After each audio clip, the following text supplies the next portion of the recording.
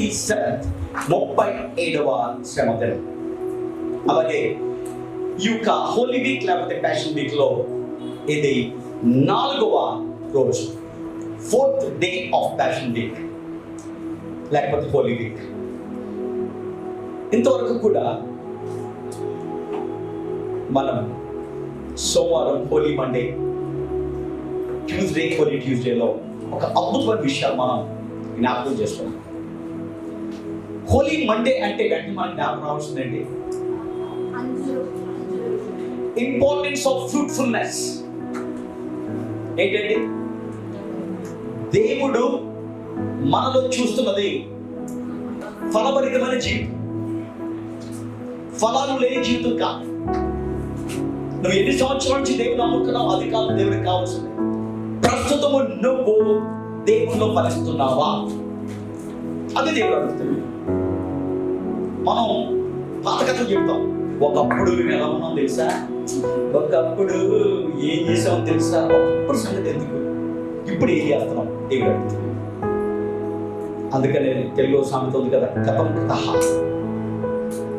Okay, నువ్వు ఇంకా గతంలో చేసిన దానికంటే ఎక్కువ చేయి. గతాన్ని చూసి తృప్తి పడే జీవితం కాదు క్రైస్తవ జీవితం. గతంలో ఉన్న దానికంటే, గతంలో నేను దేవుని కోసం వాడబడిన దానికంటే, గతంలో నేను దేవుని కోసం నిలబడిన దానికంటే ఇంకా ఎక్కువగా నా యొక్క జీవితంలో ఎన్ని పరిస్థితులు వచ్చినా నేను నిలబడతాను అనే జీవితం క్రైస్తవ జీవితం. కాబట్టి క్రైస్తవ జీవితానికి అతి ముఖ్యమైనది హోలీ మండే రోజు దేవుడు మనకి నేర్పించింది ఏంటంటే, మనము ఫలించే క్రైస్తవులుగా మనం ఉండాలి. అది మనం చూసాం. తర్వాత రెండోది ఏం చూసాం? Importance of Lord's temple. అవునా? ఏం చూసామండి? మర్చిపోయారు. దేవుని యొక్క ఆలయము అంటే ఏంటి అర్థం చేసుకోవాలి. దేవుని యొక్క ఆలయం యొక్క పరిశుద్ధతను కాపాడాలి. దేవుని యొక్క ఆలయములో జరగవలసిన కార్యక్రమాలు జరగాలి. ఆ యొక్క దేవుని యొక్క సంఘం యొక్క ప్రతి ఒక్కరి బాధ్యత అది. కాబట్టి హోలీ మండే రోజు దేవుడు చేసిందంటే దేవాలయాన్ని శుద్ధీకరించాడు. నా మందిరము ప్రార్థన మందిరం అడగను, కానీ మీరు ఏం చేశారు, దొంగల గుగ్గ దాన్ని మీరు మార్చారు అని చెప్పి ఎప్పుడు లేనంతగా యేసు ప్రభు కోపాన్ని ప్రదర్శిస్తాడు. నేను అనేక సార్లు చెప్పాను, బహు భయంకరమైన పాపం చేస్తున్న స్త్రీకి చూసి యేసు ప్రభు కోపడలా. కానీ ఎవరైతే వేషధారులుగా ఇక లోకంలో జీవిస్తున్నారో, ఎవరైతే దేవుని యొక్క వాక్యాన్ని తెలిసి, దేవుని యొక్క లక్షణాలు తెలిసి, ఆ దేవుని పేరు పెట్టుకొని ఆ దేవుని లక్షణాలు లేకుండా బతికే వారిని చూసి ఆయన ఏం చెప్తున్నాడో తెలుసా, కోపం వస్తున్నాయి. కాబట్టి హోలీ మండే రోజు వెంటనే మన జ్ఞాపకం రావాల్సింది importance of fruitfulness, importance of God's temple. అది దేవుని యొక్క మందిరం. దేవుడు చెప్తున్నాడు, నా మందిరం, మీ మందిరం అని చెప్పాలి. ఏమన్నాడు దేవుడు? నా మందిరము ప్రార్థనా మందిరం అనబడును. కాబట్టి మందిరంలో దేవుని యొక్క కార్యాలు జరగాలి. దేవుడే ఆ యొక్క మందిరానికి ఏం చేయాలి? ఆల్ఫా ఒమేగా ఉండాలి. ఆమెన్. అది హోలీ మండే రోజు మనం చూసాం. మరి హోలీ ట్యూస్డే ఏం జరిగింది? నిన్న ఏం చూసాం? Importance of faith. ఏంటి? విశ్వాసం యొక్క ప్రాధాన్యత. అంజురపు చెట్టు దేవుడు శపించినప్పుడు, నెక్స్ట్ రోజు ఆయన వచ్చినప్పుడు పేతురు జ్ఞాపకం చేస్తున్నా, ఆయన నిన్న నువ్వు శపించిన ఆ యొక్క అంజురపు చెట్టు ఏమైపోయింది? ఎండిపోయింది. అప్పుడు విశ్వాసాన్ని గురించి దేవుడు చెప్తున్న మాట ఏంటంటే, మీరు దేవుని యందు ఏం చేయాలి? విశ్వాసం ఉంచాలి. మీరు నా యందు విశ్వాసం ఉండి నా పైన ఆధారపడి ఒక కొండను చూసి ఇక్కడి నుంచి వెళ్ళిపోమంటే అదేంటి? వెళ్ళిపోతుంది. అంటే మీ జీవితంలో అసాధ్యమైన వాటిని సాధ్యపరచుకోవాలంటే మొదట విశ్వాసం ఉండాలి. ఎప్పుడైతే విశ్వాసం ఉంటుందో అప్పుడు నువ్వు ప్రార్థన చేస్తావు. నువ్వెందుకు ప్రార్థన చేయట్లేదు? నీలో విశ్వాసం లేదు. అందుకని ఎప్పుడు కూడా మనం జ్ఞాపకం చేసుకోవాల్సిందే, యెహోవాను ఆశ్రయించు నరుడు ధన్యుడు. రాజును నమ్ముకోవద్దు, మనుషులు నమ్ముకోవద్దు, వాళ్ళని ప్రేమిద్దాం, కానీ నమ్మవలసింది మాత్రం ఎవరినండి? మన యొక్క రక్షకుడైన యేసు ప్రభుని. అది హోలీ ట్యూస్డే సందర్భంగా మనం చాలా విషయాలు మనం చూసాం. ఈరోజు హోలీ వెడ్నెస్డేగా ఈ యొక్క 2025 సంవత్సరాల క్రితం యేసు ప్రభు తన జీవితంలో ఈ యొక్క ఆఖరి భాగంలో ఉన్నప్పుడు, ఆఖరి వారంలో ఉన్నప్పుడు, ఆఖరి బుధవారం ఆయన జీవితంలో ఏం జరిగినాయి అనేది మనం కొన్ని విషయాలు మనం ధ్యానం చేయబోతున్నాం.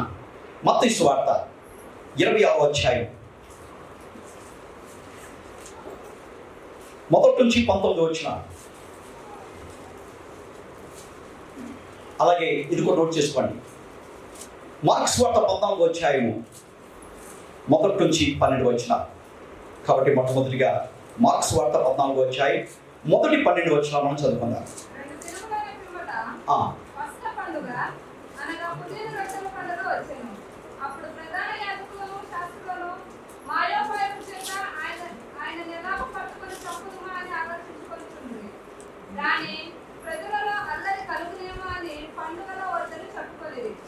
ఆయన పేదలేలో కుష్ఠరోగి అయిన సీమోను ఇంత భోజనమునకు కూర్చుండి ఉన్నప్పుడు ఒక స్త్రీ నిప్పులలో గల జటామాంసి అత్తరు పుట్టి తీసుకొని వచ్చి ఆ అత్తరు పుట్టి పగలగొట్టి ఆ అత్తరు ఆయన తల మీద పోసెను. అయితే కొందరు కోపపడి, ఈ అత్తరు ఇలాగ నష్టపరచలేదా? ఈ అత్తరు 300 దేనారముల కంటే ఎక్కువ వెరకమ్మి బీదకు ఇచ్చినని చెప్పి ఆమెను కూర్చి సనుపుకొనిరి. అందుకు యేసు ఇట్లనెను, ఈమె జోలికి పోకుడి, ఈమెను ఎందుకు తొందర పెట్టుచున్నారు? ఈమె నా ఎడల మంచి కార్యము చేశాను. బీదలు ఎల్లప్పుడూ మీతోనే ఉన్నారు, మీకు ఇష్టమైనప్పుడల్లా వారికి మేలు చేయవచ్చును. నేను ఎల్లప్పుడూ మీతో ఉండను. ఈమె తన శక్తి కొలది చేసి నా భూస్థాపన నిమిత్తము నా శరీరం ముందుగా అభిషేకించాను. సర్వలోకంలో ఎక్కడ ఈ సువార్త ప్రకటింపబడనో అక్కడ ఆమె చేసిన జ్ఞాపకార్థముగా ప్రశంసింపబడునని మీతో నిశ్చయంగా చెప్పుచున్నాను నేను. ఆమేన్, ఆమేన్. దయచేసి నా వైపు యొక్క హోలీ వెడ్నెస్డే అది సైలెంట్ డేగా ఉన్నప్పటికీ కూడా ఒక 4 ముఖ్యమైన సన్నివేశం జరిగినట్లు బైబిల్ పండితులు, సువార్థికులు సాక్ష్యం ఇస్తారు. దాంట్లో మొదటి అనుభవం ఏంటంటే, ప్రధాన యాజకులు, శాస్త్రులు మాయోపాయము చేత యేసు ప్రభుని పట్టుకొని సంపుటకు వాళ్ళు ఏం చేస్తున్నారు? ఆలోచన చేసిన రోజు ఈ రోజు. ఆలోచన ఎప్పటి నుంచి ఉంది, కానీ ఎప్పుడు ఇంప్లిమెంట్ చేద్దాం, ఎప్పుడు ఆయన పట్టుకుందాం, ఎప్పుడు ఆయన చంపేద్దాం అని ఈ యొక్క ప్రధాన యాజకులు, శాస్త్రులు మాయోపాయముల చేత అనేకమైన ఆలోచనలతో, అనేకమైన టాక్టిక్స్తో, అనేకమైన డిస్కషన్స్తో యేసు ప్రభుని ఎలాగ చంపాలి అని వాళ్ళు ఆలోచిస్తున్న రోజుగా ఇక హోలీ వెడ్నెస్డే చరిత్రలో నిలిచిపోయాయి. తర్వాత రెండోది అతి ముఖ్యమైనది మనం చదువుకున్నది ఇప్పుడు, కుష్ఠరోగి అయిన సీమోని ఇంటిలో యేసు ప్రభు భోజనానికి వెళ్ళాడు. ఆ భోజనానికి కూర్చున్నప్పుడు ఒక స్త్రీ చాలా మిక్కిలి విలువైన ఒక అత్తరును తీసుకొచ్చి ఆమె ఏం చేస్తుంది? యేసయ్య తల పైన ఆమె ఏం చేస్తుంది? అభిషేకించి.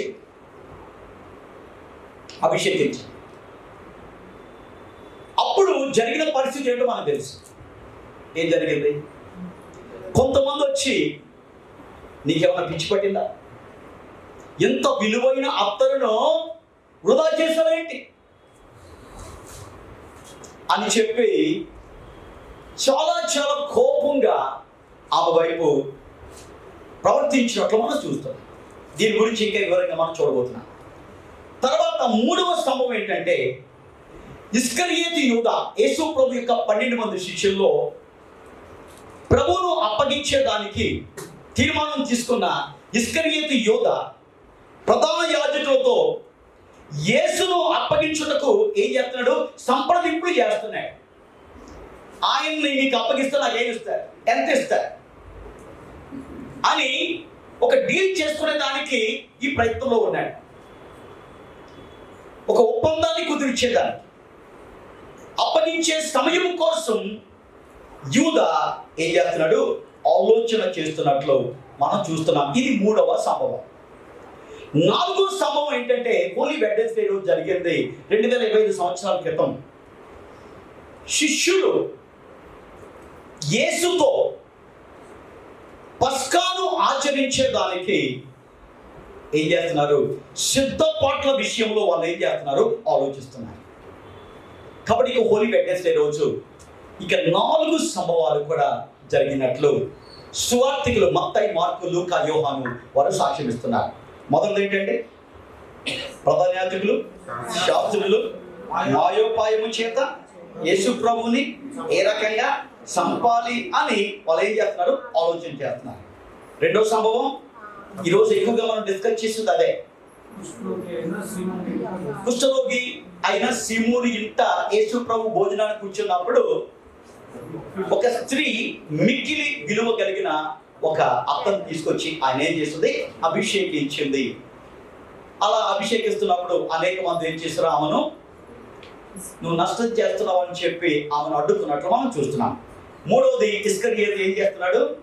ఇక మత పెద్దలతో ఒప్పందం చేసుకునేదానికి, డీల్ చేసుకునేదానికి ప్రయత్నం చేసాడు. డీల్ అయిపోయింది. తర్వాత ఏమైందంటే ఎప్పుడు ఆయన్ని పట్టిద్దామని చెప్పి తన పనిలో తానున్నాడు. 4వదిగా యేసు ప్రభు తన యొక్క శిష్యులు పిలిచి చెప్పాడు.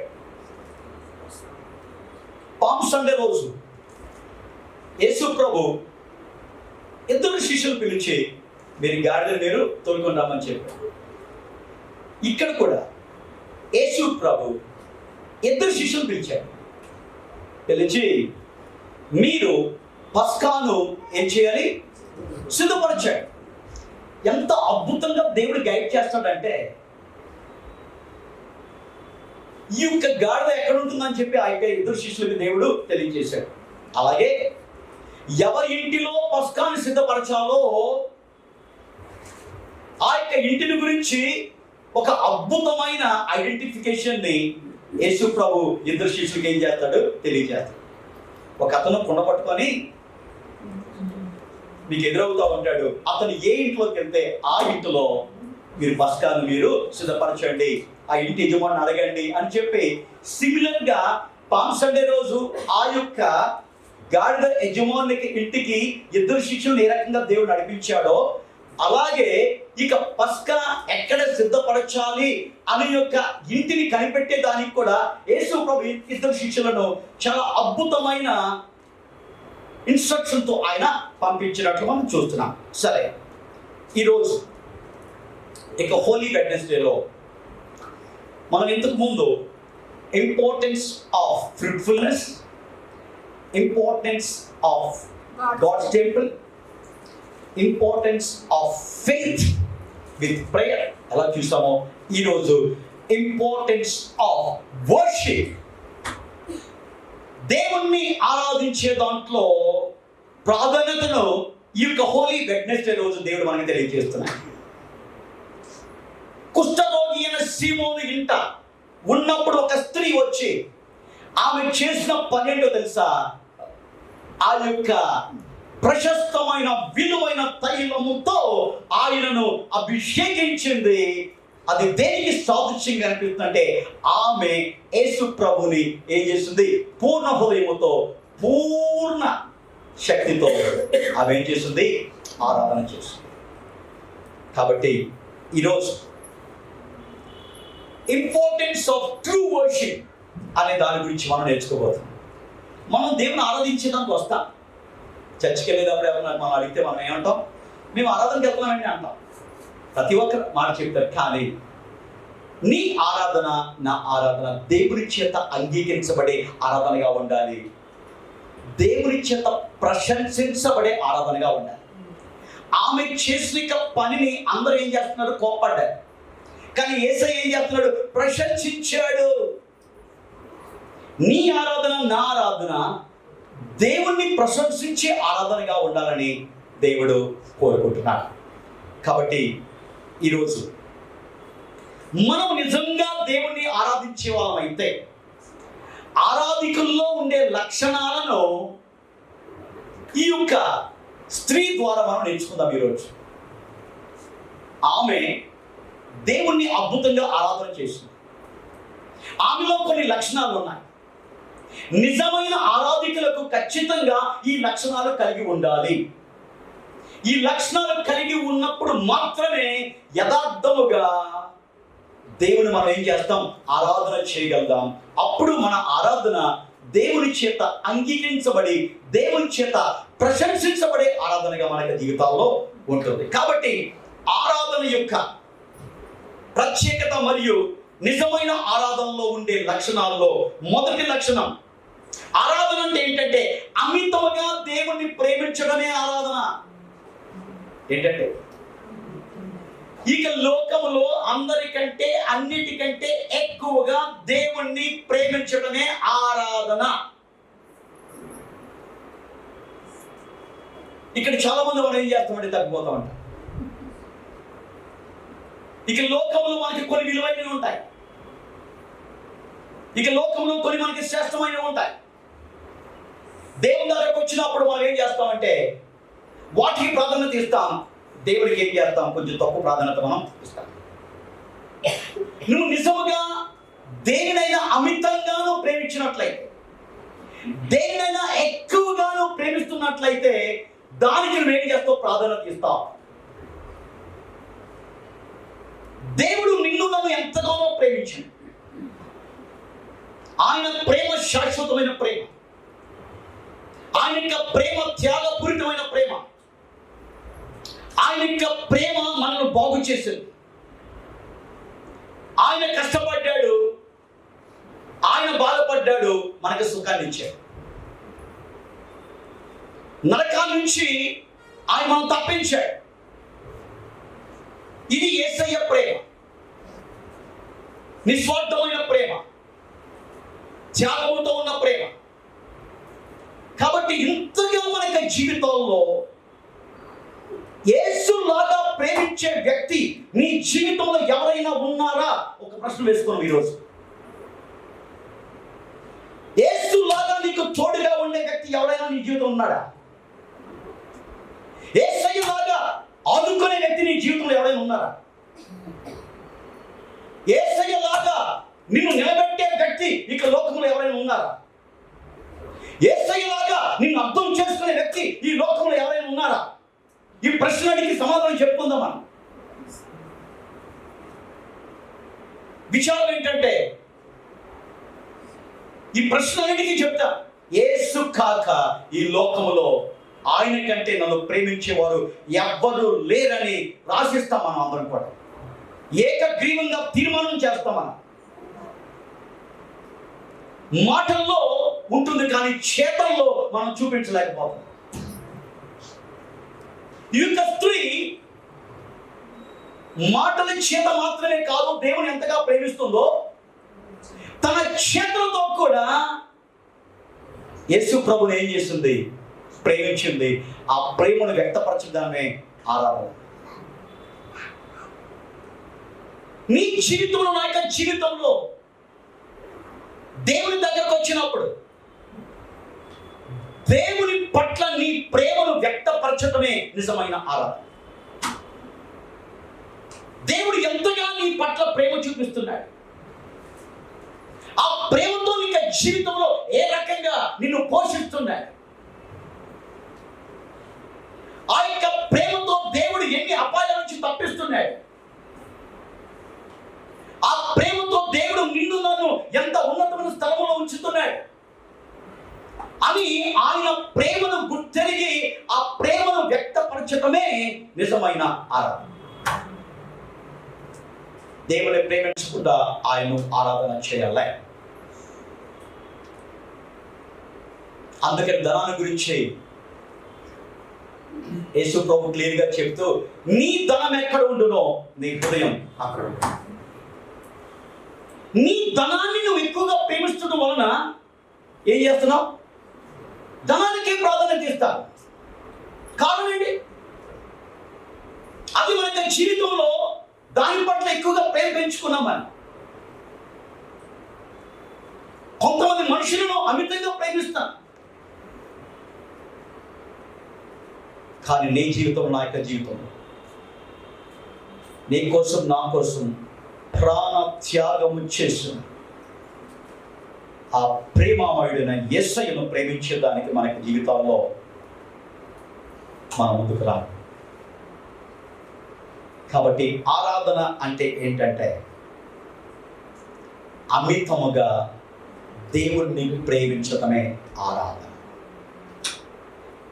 నువ్వు దేవుని కంటే ఏదైనా దేనినైనా ఎక్కువగా నువ్వు ప్రేమిస్తున్నావంటే నీ ఆరాధన యథార్థమైన ఆరాధన కాదు.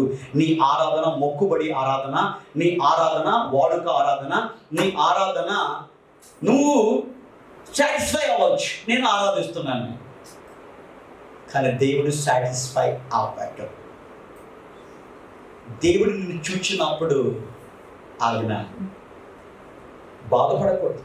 అయ్యో, ఇక బిడ్డని నేను ఎంతగా ప్రేమిస్తున్నానే, ఈ బిడ్డని ఎంతగా నేను పట్టించుకున్నానే, నాకున్న అద్భుతమైన యొక్క తండ్రి సహవాసాన్నే వదిలిపెట్టాను వీళ్ళ కోసం.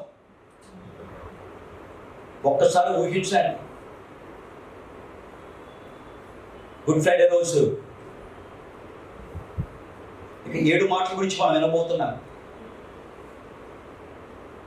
యేసు ప్రభు పడిన బాధ అన్నింటిలో అతి భయంకరమైన బాధ ఏంటో తెలుసా? ముఖం పైన ఉమ్మేయటం కాదు, కొరడ జబ్బులు కాదు, కాళ్ళ చేతుల్లో మేకులు కొట్టించడం కాదు, మొలకిరటం కాదు, పిడిగుద్దులు కాదు, బహిరంగ ప్రదేశంలో బట్టలు ఉడతీయటం కాదు. వీటన్నిటికంటే ఎక్కువగా యేసయ్య బాధపడింది ఏంటో తెలుసా? నా దేవా, నా దేవా, నా చెయ్యి ఎందుకు నువ్వు ఏలి ఏలి లామా సబక్తాని, నా దేవా, నా దేవా ఎందుకు?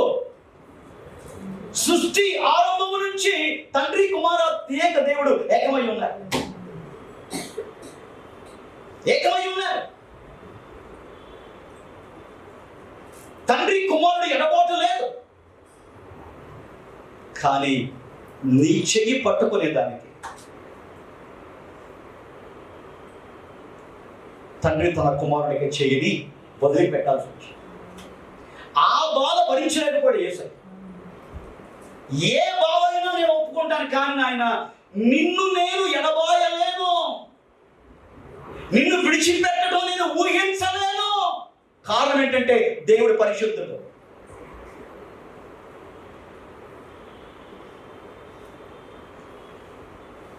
సమస్త లోకంలోని పాపమంతయు కూడా తన పైన వేసుకున్నప్పుడు ఆయన పాపముతో నింపబడిపోయాడు. అప్పుడు పాపాన్ని చూసి తండ్రి అయిన దేవుడు ఏం చేశాడు? మన పాపాన్ని బట్టి తన ప్రియమైన కుమారుని యేసయ్య చేతిని ఏం చేశాడు?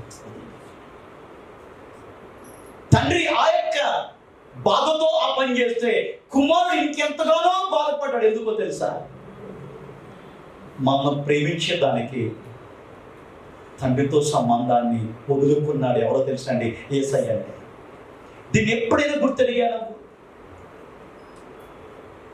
ఆలోచించే. ఇక లోకములో నీకు నాకు నిత్య జీవాన్ని ఇచ్చేదానికి యేసయ్య ఆయన చూపించిన ప్రేమ, ఆ కలువరి త్యాగం ప్రతిరోజు జ్ఞాపకం చేసుకో. ఒక లెంట్ డేస్ లో, ఒక ప్యాషన్ వీక్ లో మాత్రమే కాదు యేసు ప్రభు యొక్క ప్రేమను, సిలువను ధ్యానం చేయడం. అది వాడుక క్రైస్తవులు చేసే పని. మనం అనుదినము కూడా దేవుని యొక్క ప్రేమను జ్ఞాపకం చేసుకోవాలి.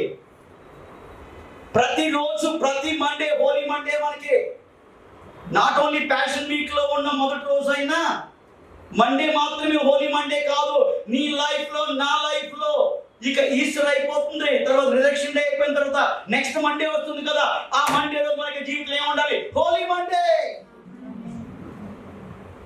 నీ లైఫ్ లో బతికిన రోజులన్నీ కూడా, ప్రతిదీ కూడా నీ లైఫ్ లో హోలీ డేగా ఉండాలని దేవుడు కోరుకుంటున్నాడు. ఎప్పుడు హోలీ డేగా ఉంటుంది? హోలీ మండేలో ఏం చేయాలో దేవుడు చెప్పాడు, హోలీ ట్యూస్డేలో ఏం చేయాలో దేవుడు చెప్పాడు, హోలీ వెడ్నెస్డేలో ఏం చేయాలో దేవుడు చెప్తున్నాడు. అంటే హోలీ వెడ్నెస్ లో మాత్రమే చేసి మిగతా చేయకూడదు ఉద్దేశం కాదు. నీ జీవితంలో మండే ఉన్నప్పుడు ట్యూస్డే నుంచి సాటర్డే దేవుడు ఏం నిర్మించాడో మండేతో పాటు వాటిని బట్టి దేవుడు ఏం చేయాలి? నీ జీవితాన్ని మార్చుకోవాలి.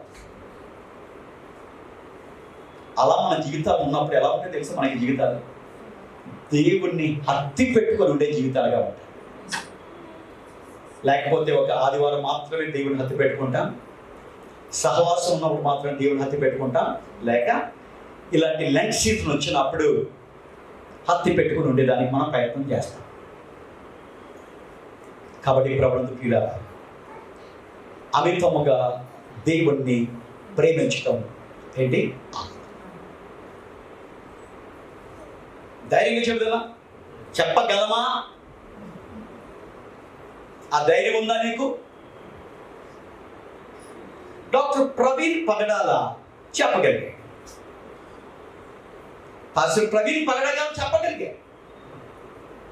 1000 crores ఉంది ఆయనకి. ఎన్ని? మినిమం 1000 కోట్లు.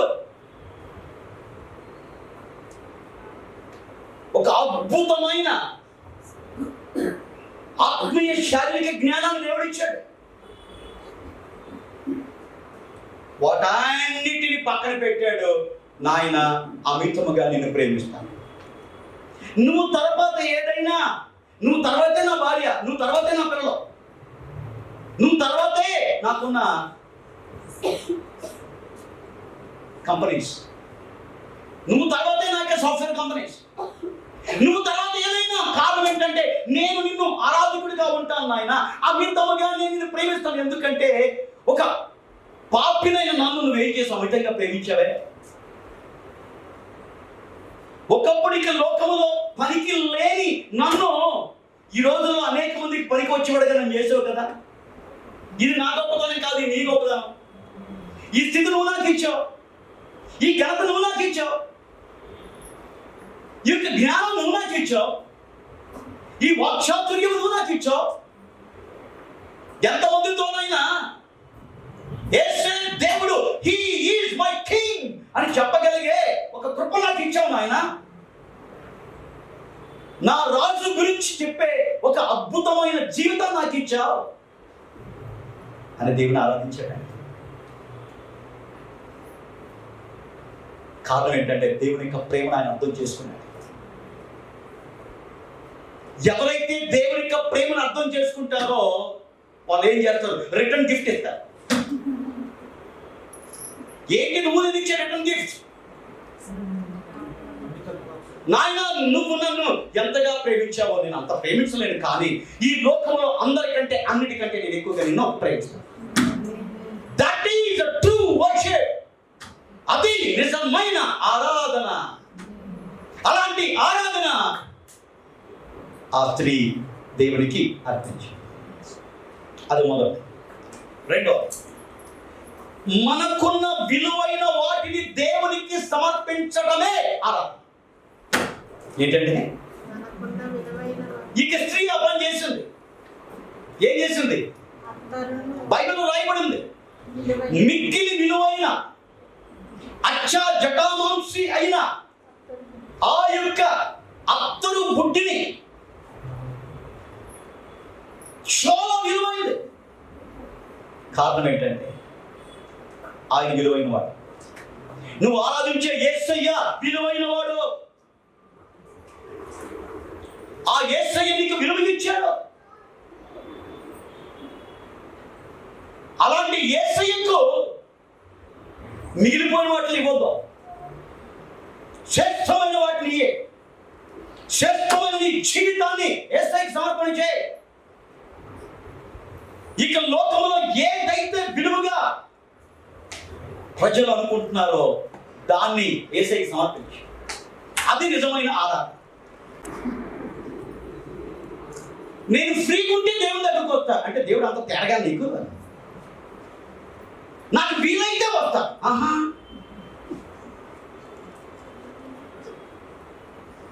ఏదో వచ్చేస్తే దేవుడికి ఏదో కొన్ని కోట్లు వచ్చేసినట్టు ఫీల్ అవుతామా? నువ్వు బాగుపడతావని, నువ్వు దేవునిలో ఆశీర్వాదం పొందుకోవాలనే సంగతి మర్చిపోయి మనకి జీవితాల్లో మనం ఏం చేస్తామంటే ఒక విడ్డూరంగా ప్రవర్తిస్తూ ఉంటాం. ఆ స్త్రీ అలా కాదండి. తనకున్న ప్రతిది విలువైన, తన యొక్క జీవితంలో విలువైనది. నాయన, నాకు ఏదైతే విలువైందో అది నీకు ఇస్తాను.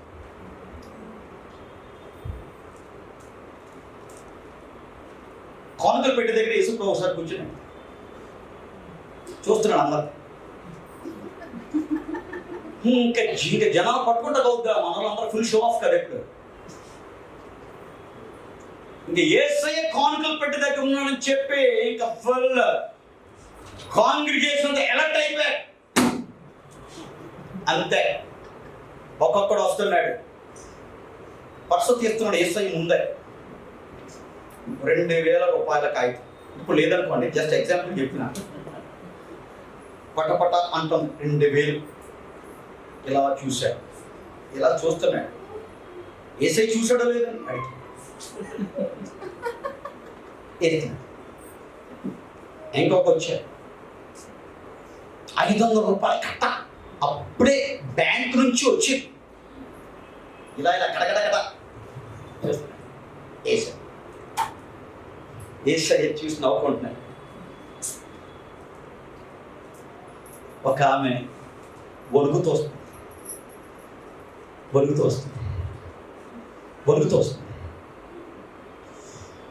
చూపించండి ఎవరికి బాగా కాన్ఫిడెన్షియల్గా పెట్టుకో. కానీ యేసయ్యకి సర్వం తెలుసు, మనుషులకి తెలియదు, యేసయ్యకి తెలుసు. ఎప్పుడైతే యేసయ్య దగ్గరకు వచ్చి ఆ కానుకలు ఆమె వేసిందో 2 కాసులు వేసిందంట. మిగతావైతే సౌండ్ రాలా, ఈమెతే గల్లు గల్లు అని సౌండ్ వచ్చింది. అందరూ అనుకున్నారు, ఏమనుకున్నారు? యేసయ్య చూస్తున్నాడు, కానుకలు ఇదా యేసయ్యది. కానీ యేసయ్య ఏమన్నాడు తెలుసా? మీ అందరికంటే ఈమె ఎక్కువ ఇస్తుంది. అర్థంలో జనాలకి అదే నాయన, అదంతే. మీకు ఎంత ఉంది, నాకు ఎంత ఇచ్చారు. ఆమెకి ఇంతే ఉంది, అదే ఇచ్చేసి తనకున్నదంతా కూడా ఆమె నాకు సమర్పణ చేసింది. నిజమైన ఆరాధికురాలు. కాబట్టి దేవునికి కావాల్సింది నువ్వు ఎంత ఇస్తున్నావు అది కాదు, ఎలాగిస్తున్నావు అది. సో కాబట్టి సెకండ్ పాయింట్ ఏంటి? మనకున్న విలువైన వాటిని దేవునికి సమర్పించడం ఏంటంటే ఆరాధన. మీకున్న విలువైంది ఏంటి చెప్పండి? మనకున్న విలువైనది చెప్పండి. ఎప్పుడు చెబుతావు? 4 T's. మొదటిది ఏంటి? టైం. ప్రతి ఒక్కరు బిజీ, మాట్లాడితే టైం లేదు బ్రదర్, టైం లేదు సిస్టర్, టైం లేదు, full busy busy busy busy. దేవుని విషయంలో బిజీ అని చెప్పావా? నేను ఆల్రెడీ దాని డెఫినేషన్ చెప్పాను. బిజీ అంటే ఏంటి? Buried under satanic yoke. YOKE. B అంటే బరీడ్, యు అంటే అండర్, ఎస్ సటానిక్, వై అంటే యోక్ అంటే సాతాను కాడి కింద దిగ్గొట్టబడి ఉన్నాం. అది దేవుని విషయం బిజీ అని కవులు చెప్ప. ఆయన ఎప్పుడు నీకు బిజీ చెప్పలేదు కదా. నువ్వు ప్రార్థన చేస్తున్నావు, విశ్వాసంతో ప్రార్థన చేస్తున్నావు. అమ్మా కొంచెం ఆగమ్మ, నువ్వు నేను బిజీగా ఉన్నాను, నేను ఎమర్జెన్సీలో ఉన్నాను, నేను ఆగమ్మా అంటాడు దేవుడు. అసలు బిజీ అని చెప్పవలసిన ఆయన సర్వలోకనాథుడు. ఇక లోకంలోని అందరి పాలన చూసుకునే దేవుడు, ఇక సృష్టిని నియంత్రించే దేవుడు. అలాంటి ఆయన ఏం చేస్తాడు? నా వద్దకు రండి, నేను మీకు విశ్రాంతి ఇస్తాను, నీ భారం మోపండి, నేను మోసుకుంటా, నన్ను అడగండి మీకు ఇస్తా. ఇదండి దేవుళ్ళు ఉన్నది. దీన్ని అర్థం చేసుకుంటే ఏం చేస్తాం? దేవునికున్న విలువైనదే నీకు దేవుడికి యేసయ్యకుని విలువైనది ఏంటి? ప్రాణం. ప్రాణం కంటే విలువైనది ఏమనుందా? ఆ ప్రాణాన్ని నీకు ఇచ్చాడు కదా.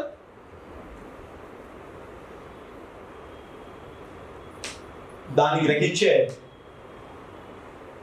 ఎంతోమంది గొప్ప దైవ సేవకులు హతసాక్షులు అయిపోతున్నారు దేవుని కోసం. ఎందుకు? నాయన ప్రాణం కంటే విలువైనది మాకు ఏమన్నా, నా ప్రాణాన్ని నీ కోసం ఇవ్వడం కంటే అంతకంటే దాన్ని ఏంటి ఆయన? మనం వర్షం వస్తే గుడికే రావు, మనం అది మన త్యాగం. అన్నీ బాగుంటే ఎండ వస్తే అప్పుడు కొంచెం ఏమైనా గురుగురు అంటే రావు. కారణం ఏంటి? అసలు చెప్తేమో మొక్క వచ్చేస్తాం కలిస్తే లోకం అనేటాన్ని తెలుసుకుని పోతాం కదా. కానీ చర్చకొచ్చేదానికి మాత్రం ఏంటంటే వర్షం వచ్చింది బ్రో, వద్దాం అనుకున్నాం బ్రో, వద్దాం అనుకున్నాం బ్రదర్, అప్పుడే పడింది బ్రదర్. అలాగే నువ్వు పనికి వెళ్ళేటప్పుడు ఏం చెప్తావు? బాస్తో చెప్పు, సార్ వద్దాం అనుకున్నాను సార్, అప్పుడే వర్షం వచ్చింది సార్. నాయన హ్యాపీగా ఇంట్లోనే ఉండు నాన్న, ఫ్యాక్టరీకే రాక్కర్లేదు. ఆ మాట అంటాడు కాబట్టి నువ్వేం చేస్తావు? వర్షం వచ్చినా, ఉరినా, చెట్టు పడిపోయినా నువ్వేం చేస్తావు? వెళ్ళిపోతావు. కారణం ఏంటి? ప్రియారిటీ. కాబట్టి దేవుడు అంత చీప్ కాదండి. మనం నమ్ముకున్న దేవుడు అంత చీప్ దేవుడు కాదు. మనం చీప్గా చూస్తున్నాం. మనల్ని మాత్రం చీఫ్గా చేయాలనుకుంటున్నాడు ఆయన. Chief, CHIEF. మనల్ని చీఫ్గా, రాజులైన యాజక సమూహం ఆయన దగ్గర కూర్చున్న పెట్టాలని ఆశిస్తున్న దేవుడు మనం మాత్రం ఏంటంటే ఆయన ఓకే. కాబట్టి మనకి జీవితాలు ఏం చేద్దాం? నిజమైన ఆరాధన ఏంటి తెలుసా? దేవుణ్ణి అమితంగా ప్రేమించు. దేవుని విషయంలో సాకులు చెప్పదు. రెండవది, విలువైన దాన్ని దేవునికి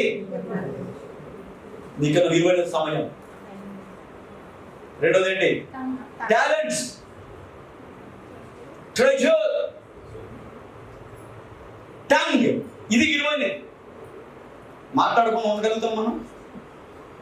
అందుకని జైలు శిక్షని కనిపెట్టారు మనం.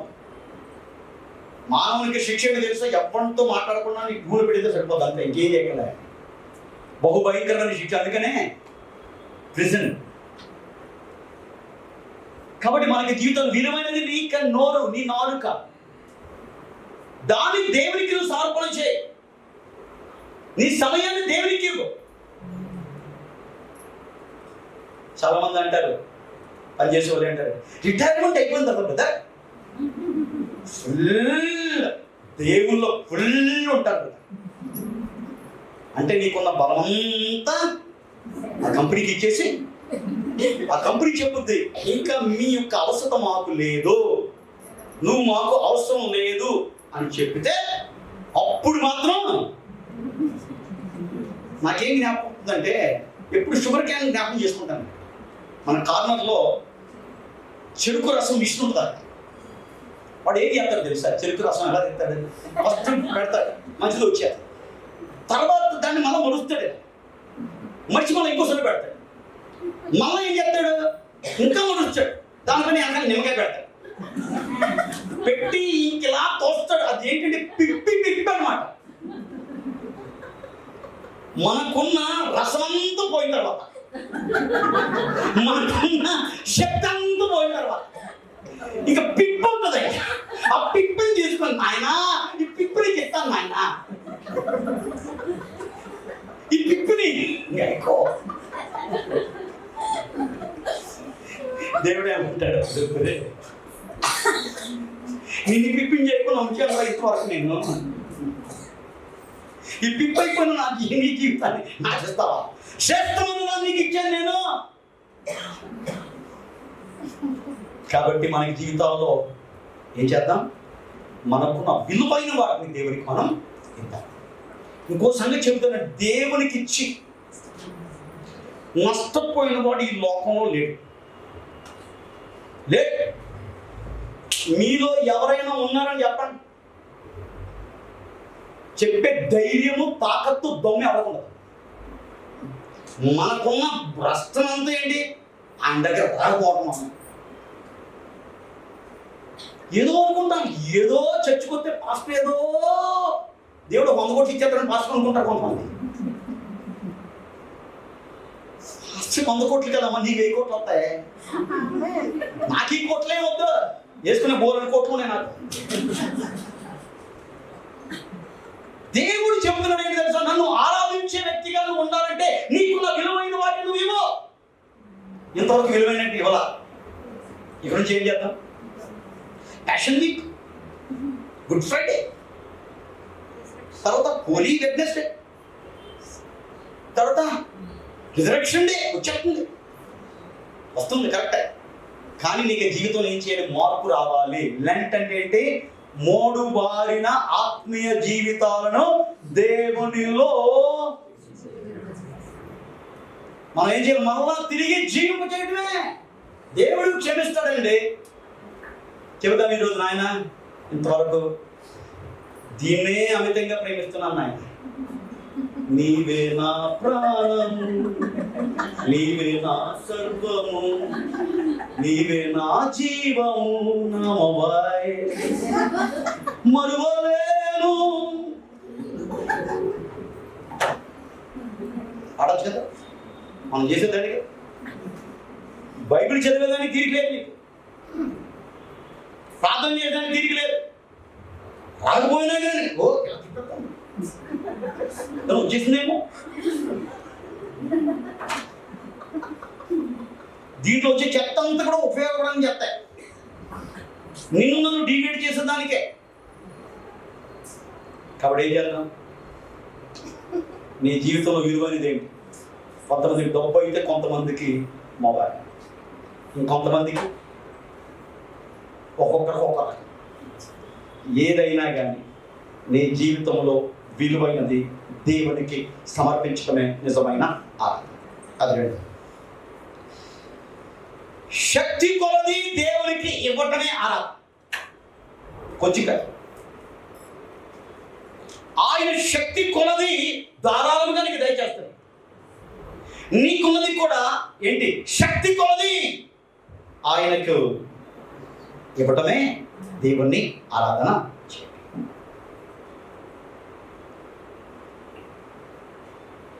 కాబట్టి దేవుని ఆరాధించడం అనేది చీప్ యాక్టివిటీ కాదు, అది చాలా ఎక్స్పెన్సివ్, అది చాలా విలువైనది. ఆ యొక్క స్త్రీ ఏం చేస్తుంది? విలువైనది దేవుడికి ఏం చేస్తుంది? సమర్పణ చేస్తుంది. బైబిల్లో కూడా పాత నిబంధన గ్రంథంలో మీరు బైబిల్ తీయక్కర్లేదు, ఒక సంభవం జరుగుద్ది. అదేంటంటే 2వ సమూయేలు గ్రంథం, మీరు నోట్ చేసుకొని ఇంటికి వెళ్తారు, చూడండి, టైం లేదు కాబట్టి రిఫరెన్స్ నేను చదివించట్లేదు. 24వ అధ్యాయం 15 నుంచి 24 మనం చూసినప్పుడు ఇశ్రాయేలీయులు, దయచేసి చూడండి, ఇశ్రాయేలీయులు తెగులు చేత ఏమైపోయారు? 70,000 మంది చచ్చిపోయారు. ఇశ్రాయేలీయులు తెగులు వచ్చారు. ఆ తెగులు చేత 70,000 మంది ఏమైపోయారు? చచ్చిపోయారు. అప్పుడు దావీదు రాజుగా ఉన్నాడు. దావీదు రాజుగా ఉన్నప్పుడు దావీదు దేవుని యొక్క మాటను వినే వ్యక్తి. ఈ తెగులు ఎందుకు వచ్చింది అని గాదు ప్రవక్తని పిలిపించుకున్నాడు. ఆ గాదు ప్రవక్త వచ్చి చెప్తున్నాడు, దావీదు ఒక పని చేద్దాం, మనం దేవునికి ఒక బలిపీఠం కడదాం, దేవునికి బలిపీఠం కడదాం, బలిని అర్పిద్దాం. అప్పుడు ఆ తెగులు ఏం చేస్తుంది, ఆగిపోద్ది అని చక్కటి సలహా ఇస్తాడు. సరే, రాజ్యం నుంచి బయటకు వచ్చాడు, ఎక్కడో దూరంలో ఉన్నాడు. అక్కడ ఒక ప్లేస్ చూశాడు. ఆ ప్లేస్ ఎవరిదంటే అరౌనా అనేక వ్యక్తి. అతను చాలా ధనవంతుడు, పశువులన్నీ ఉన్నాయి. అప్పుడు దావీదు గాదు ప్రవక్త చెప్పిన ఆ యొక్క స్థలంలో ఇది ఎవరిదని వాకప్ చేసినప్పుడు అరౌనాది. అప్పుడు ఇది తెలిసి అరౌనా వచ్చేసాడు. ఎవరి దగ్గర? దావీదు దగ్గరికి వచ్చాడు. వచ్చి, అయ్యా, మీరు చేయవలసిన బలిపీఠానికి కావలసిన ప్రతిదీ నేను ఇస్తాను, ప్రతిదీ నేను ఇస్తాను, మీరు దయచేసి దాన్ని మీరు చేయండి. అప్పుడు దావీదు ఏమంటారు తెలుసా? నాకు ఫ్రీ వద్దా, ఫ్రీగా నేను తీసుకోండి, నేను దానికి ఎంత డబ్బు అవుతుందో చెప్పు. అప్పుడు అరౌనా అంటాడు, అయ్యా, దేవుడు నాకు ఇచ్చాడు, అది చాలా తక్కువే, ఆ తక్కువ దాన్ని నీ దగ్గర తీసుకుంటావు, నీ క్షేమం కాదు. అప్పుడు దావీదు ఏమన్నాడు తెలుసా? నో, నువ్వు తప్పక తీసుకొని దాన్ని వెలకట్టు. వెల కట్టినప్పుడు అది 50 తులముల వెండి అంట. ఆ 50 తులముల వెండికి దావీదు ఏం చేశాడు? అరౌనాకి ఇచ్చి, తర్వాత ఆ దగ్గర నుంచి పశువులన్నీ కొనుక్కొని ఏం చేశాడు? దేవుడికి బలి అర్పించాడు. దీంట్లోంచి నేర్చుకోవాల్సింది ఏంటి?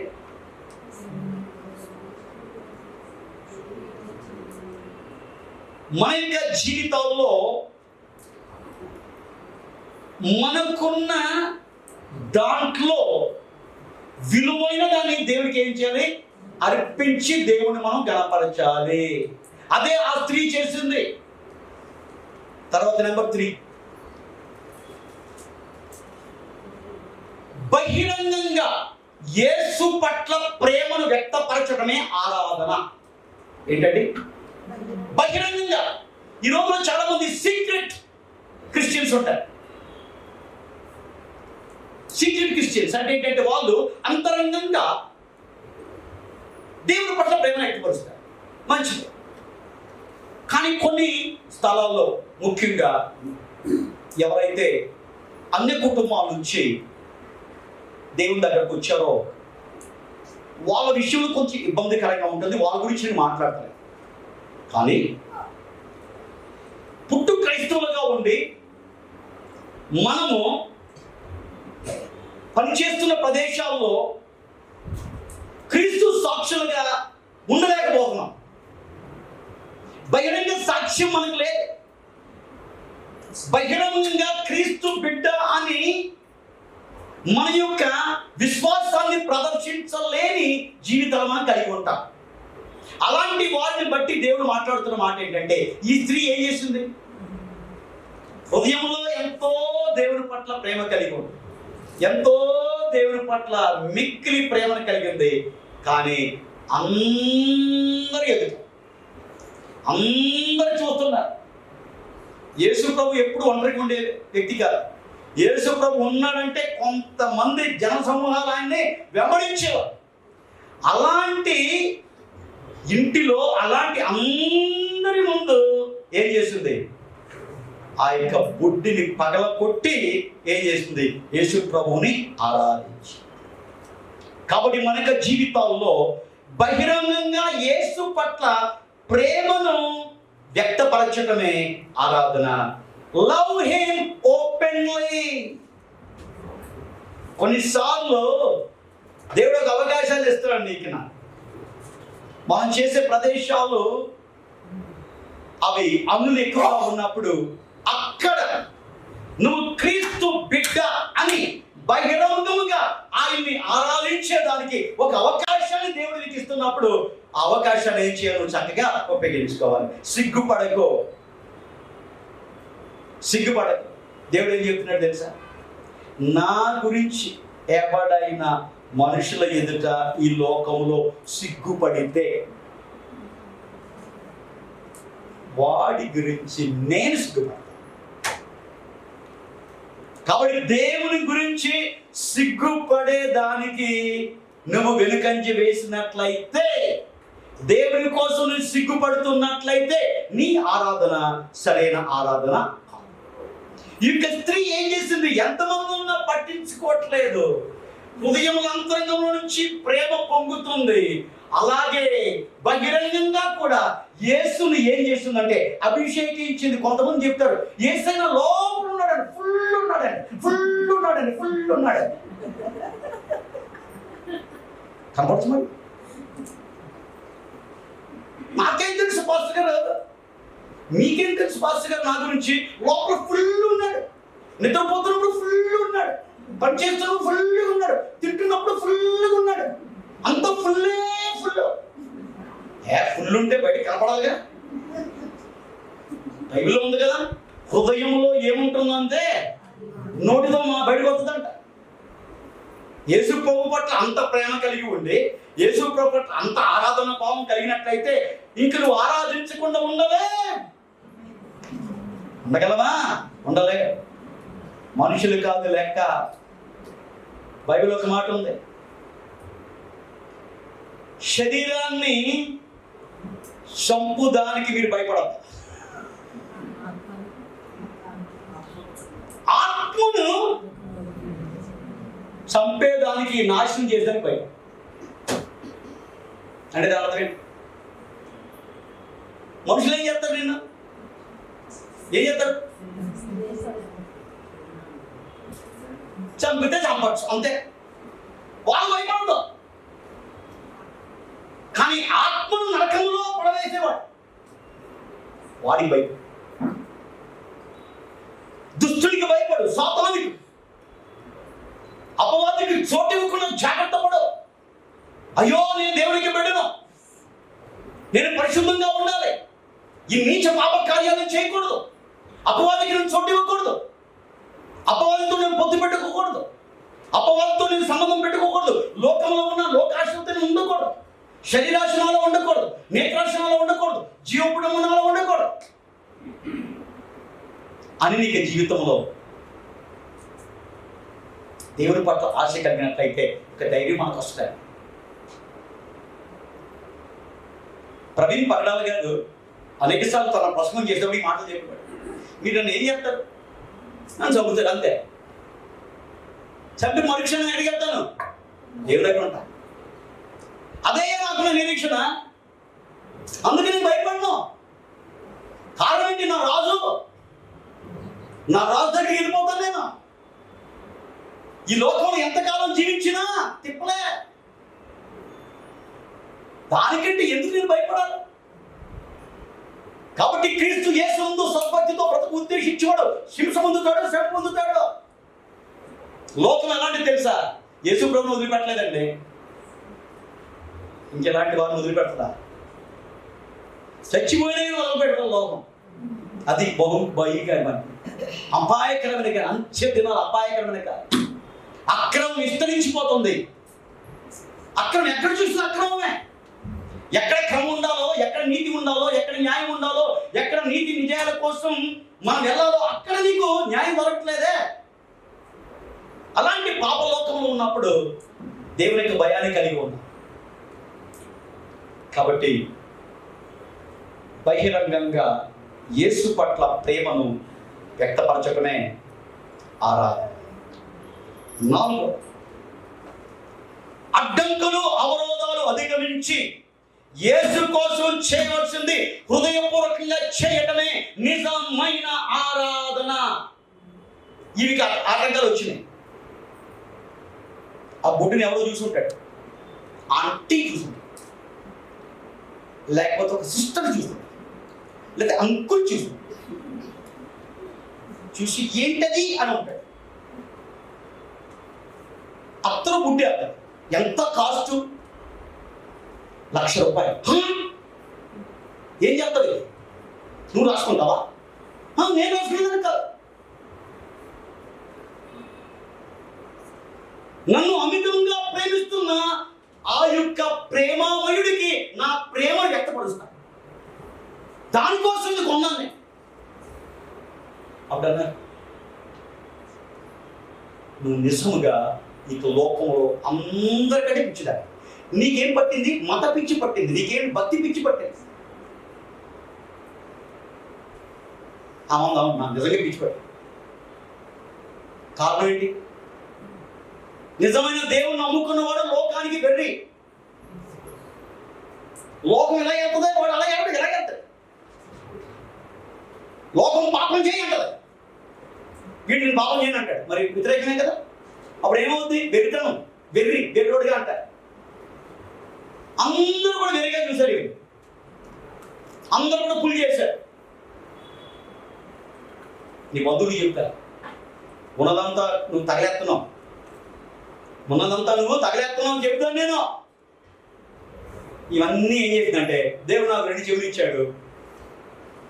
ఆ దేవుని సంతోష పెట్టేదైతే ఇక్కడ చేర్చుకుంటా, ఆ దేవునికి ఏదైనా భంగం కలిగించే మాటలు వింటే ఇక్కడ విని ఇక్కడ వదిలేస్తానంట.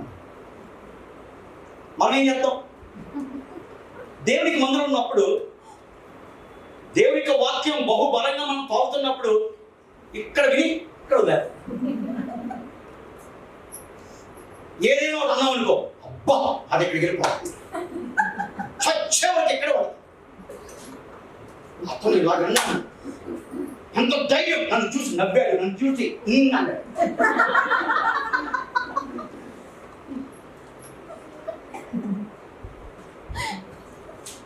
దేవుని యొక్క బిడ్డలు మంచి వాటిని లోపల పెట్టుకోవాలి, చెడ్డ వాటిని విదిలించాలి. నీకు హాని కలిగించే వాటిని అపొస్తలుడైన పౌలు ఎలాగైతే ఒక ద్వీపానికి వెళ్ళినప్పుడు ఒక పాము అతని చెవికి చుట్టుకుంది, అది బహు భయంకరమైన పాము. ఏం చేశాడు? అందరూ అనుకున్నాడు వీడు నిజంగా పాపం చేస్తున్నాడు. కారణం ఏంటి? ఓడ బద్దలయ్యి అక్కడే చచ్చిపోవాల్సింది. ఒకవేళ పొరపాటున ఈ ద్వీపమైన పడ్డాడు, ఈ పాము మాత్రం ఎంతమంది ఉన్నా కానీ ఎవరు చుట్టుకోలేదు, వీడికి చుట్టుకుంది. లోకస్తులు అనొచ్చు, లోకస్తుల్ని చూసి నవ్వచ్చు, లోకస్తుల్ని అవమానపరచవచ్చు. ఆట గురించి ఆలోచన చేయక తీసుకోబట్ట. అప్పుడు పౌలు ఏం చేశాడు? ఆ యొక్క అగ్ని ఉందా, ఆ అగ్నిలో ఏం చేశాడు? జారించేశాడు ఆ పాముని. మనం ఏం చేస్తాం? ఉందా మళ్ళీ phone brother, Google meet connection లేదా? ప్రతిసారి అదే కదా, దాన్ని నొక్కితే వచ్చేస్తుంది కదా. మళ్ళీ పెట్టకపోతే మీరు పెట్టలేదు. అది కొత్తగా ప్రతి వారం కూడా ఏదో కొత్తగా ఏముండదు, పాతదే. పోయిన బుధవారం వెళ్ళిన ఒక్కడికి వచ్చేస్తుంది. సో కాబట్టి నేను ఎందుకు ఈ విషయాలు చెప్తున్నానంటే, దయచేసి అది పాండమిక్ వచ్చినప్పుడు మనం ఇలా కలుసుకున్న దానికి అవకాశం లేనప్పుడు ఏం చేసాం? గూగుల్ మీటో లేకపోతే యూట్యూబో ఆ ట్యూబో ఏదో పెట్టుకుని అలాడే. ఇప్పుడు ఎన్ని రోజులు ఈ భాగ్యం ఉంటుందో తెలియదు, ఎన్ని రోజులు ఈ భాగ్యం ఉంటుందో తెలియదు. తర్వాత నోరు నొచ్చి బాదుకున్నా కానీ అయ్యో చెట్టు మిస్ అయిపోయాం. ఇప్పుడైతే అవకాశాలు ఉన్నాయి, ఉన్న అవకాశాలు ఏం చేద్దాం? ఉపయోగించుకున్నా. కాబట్టి ఒక్కొక్కసారి చాలాసార్లు మనం యేసయ్య కోసం చేసేది ఇతరులకు వ్యర్థంగా కనిపించవచ్చు, కానీ అది మన జీవితాలకు మిక్కిలి ఉపయోగమైనదిగా ఎంచుకోవటమే నిజమైన ఆరాధన. ఇతరులు వ్యర్థంగా చూసినప్పుడల్లా అది నాకు విలువైనది అని ఎప్పుడైతే నువ్వు గ్రహిస్తావో అది నిజమైన ఆరాధన. 5 విషయాలు నిజమైన ఆరాధికుల్లో ఉండే లక్షణాలు. కాబట్టి హోలీ వెడ్నెస్డే అంటే ఏం జ్ఞాపకాలు నీకు? ఇంపార్టెన్స్ ఆఫ్ ట్రూ వర్షిప్, నిజమైన ఆరాధన. కాబట్టి నిజమైన ఆరాధకులుగా ఉండాలని దేవుడు కోరుకుంటున్నాడు. ఎందుకు బైబిల్లో నిజమైన ఆరాధన ఉంది? యథార్థముగా ఆరాధించాలని బైబిల్ ఎందుకు రాయబడింది? కొంతమంది యథార్థంగా కాకుండా ఆరాధించేవాళ్ళు, అందుకే బైబిల్ చెప్తుంది మీరు యథార్థంగా ఆరాధన చేయండి. సో కాబట్టి మొట్టమొదటి ఏంటంటే మన యొక్క జీవితాల్లో అమితముగా దేవుణ్ణి ప్రేమించడం ఆరాధన. నెంబర్ 2 మనకున్న విలువైన వాటిని దేవునికి సమర్పించడం ఆరాధన. నెంబర్ 3 బహిరంగంగా యేసు పట్ల ప్రేమను వ్యక్తపరచడం ఆరాధన. నెంబర్ 4 అడ్డంకులు అవరోధాలు అధిగమించి యేసు కోసం చేయవలసింది హృదయపూర్వకంగా చేయడం నిజమైన ఆరాధన. ఇంకా అర్థం అంటే దేవుని విషయంలో మొండిగా ఉన్నాడు. పక్కన చెప్పండి, జగమండండి 600 అయినా 106 అయినా కానీ దేవుడే దేవుడు ఖచ్చితంగా. నేను రాజీ పడను. ఏ విషయంలో రాజీ పడతాం, దేవుడి విషయంలో రాజీ పడతాం. అది మొండిగా ఉంటుంది. కానీ మనకేంటంటే కొన్నిట్లో మొండిగా ఉంటుంది. ఎట్లా వాడు ముఖం చూడడం మొండి, చచ్చిపోయే వరకు ముఖం చూడడం, చచ్చిపోయే వరకు అది ఇంట్లో చచ్చిపోయే వరకు వాడిని చూసి నేను నవ్వను. పాస్టర్ ఎంత మొత్తుకున్నా కానీ నేను నవ్వను. అలాగే మొండి మొండి. ఏ విషయంలో మొండిగా ఉండాలి? లోక విషయాల్లో కాదు మొండి, దేవుని యొక్క విషయంలో మొండిగా ఉండవు. ఈమె ఆ స్త్రీ మొండితనం, కానీ దేవుడి విషయంలో మొండిగా ఉన్నాడు. దేవుడి విషయంలో పురుషులు మొండిగా ఉందా? పిల్లలు దేవుడి విషయంలో మొండిగా ఉందా? పిల్లలు అంటారు కదా, చాక్లెట్ ఇవ్వకపోతే నేను అన్నం తినపో ఎవరు లేదు.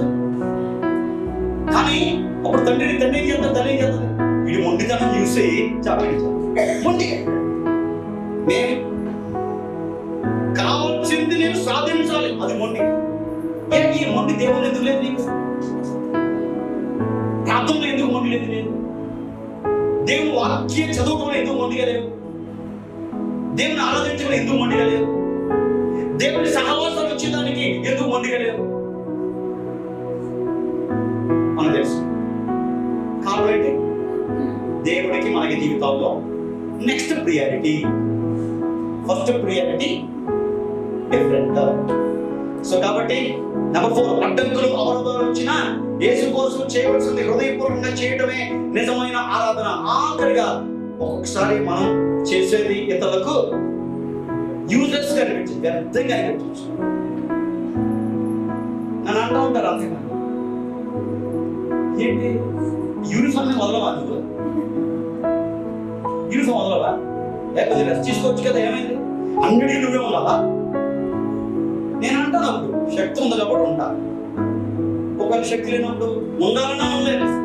అందుకని బలం ఉన్నప్పుడే, శక్తి ఉన్నప్పుడే నాకు వీలైన అన్ని సహవాసాలు నేర్తాను.